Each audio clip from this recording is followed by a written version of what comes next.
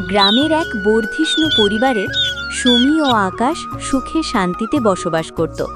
আকাশের বাবা মারা যাওয়ার সময় সুমির নামে বেশ কিছু গয়না এবং জমির অংশ লিখে দিয়ে গিয়েছিলেন।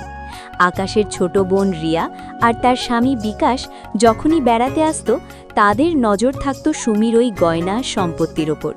তারা চাইতো কোনোভাবে সুমিকে বাড়ি থেকে তাড়িয়ে সম্পত্তির দখল করতে। দেখ রিয়া, এই সব গয়না আর জমি যদি আমাদের হতো তাহলে আমাদের আর কোনো অভাব থাকতো না। তোর দাদাকে বুঝিয়ে এই সুমিকে বাড়ি থেকে তাড়াতে হবে। তুমি চিন্তা করো না, আমি এমন চাল চালবো যে দাদা নিজের চোখে সুমিকে খারাপ ভাববে। তখন দাদাই ওকে ঘাড় ধাক্কা দিয়ে বের করে দেবে। ঠিক আছে, তাহলে আমি সুমির সাথে একটু বেশি মেলামেশা শুরু করি, লোকে যেন সন্দেহ করে যে আমাদের মধ্যে কোনো প্রেমের সম্পর্ক আছে। বিকাশ পরিকল্পনা অনুযায়ী সুমির সামনে খুব ভালো সাজার নাটক শুরু করে। আকাশ যখন বাড়িতে থাকতো না, বিকাশ তখন সুমিকে অকারণে সাহায্য করতে যেত এবং তাকে নানাভাবে প্রশংসা করত। সুমি সরল মনে এটাকে আত্মীয়তার খাতির মনে করলেও আড়ালে রিয়া আর বিকাশ মিলে ভিন্ন ষড়যন্ত্র বনছিল। বৌদি, আপনি সারাদিন এত খাটেন কেন? আকাশ ভাই তো শহরে থাকে, আপনার একাকিত্ব আমি বুঝি। আমার সাথে মন খুলে কথা বলতে পারেন। না ভাই, আপনি আমার দেবরের মতো। আকাশ আমাকে খুব ভালোবাসে, আমার কোনো কষ্ট নেই। এখনো অনেক বাকি বৌদি, খুব তাড়াতাড়ি আপনার এই সুখের সংসার আমি ভেঙে দেব। আকাশ যখন শহর থেকে ফিরে এলো, রিয়া তার কান ভাঙাতে শুরু করলো। সে আকাশের মনে সন্দেহ ঢুকিয়ে দিল যে তার অনুপস্থিতিতে সুমি আর বিকাশের মধ্যে কোনো অবৈধ সম্পর্ক গড়ে উঠেছে। আকাশ প্রথমে বিশ্বাস করতে চায়নি, কিন্তু রিয়ার বারবার বলায় সে বিভ্রান্ত হয়ে পড়ল। দাদা, তোকে বলতে আমার বুক ফেটে যাচ্ছে।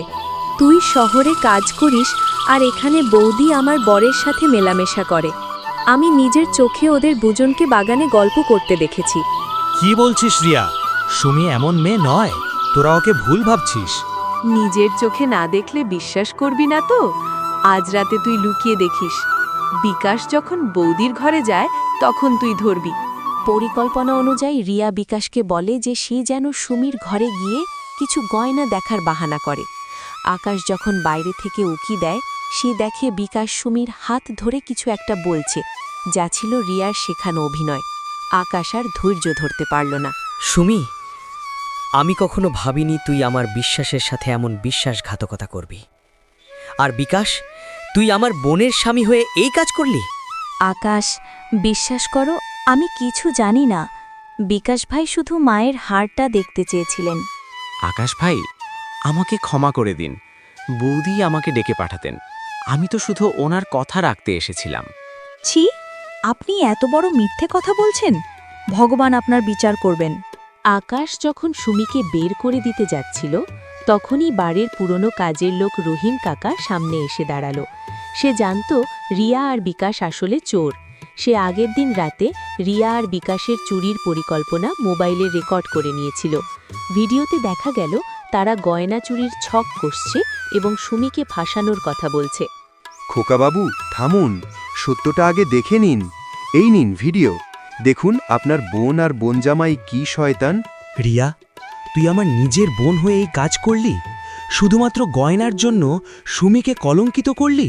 দাদা, ভুল হয়ে গেছে। আমাদের টাকার খুব দরকার ছিল, তাই এমনটা করেছি। টাকার জন্য তুই একটা পবিত্র সম্পর্ককে নিয়ে খেলা করলি? তোদের জায়গা এই বাড়িতে আর নেই, এক্ষুনি বেরিয়ে যাই বাড়ি থেকে। লোভ মানুষের বিবেক কেড়ে নেয়, পরের অনিষ্ট করতে গেলে নিজেরই পতন অনিবার্য। সত্যের জয় সবসময় দেরিতে হলেও নিশ্চিত হয়।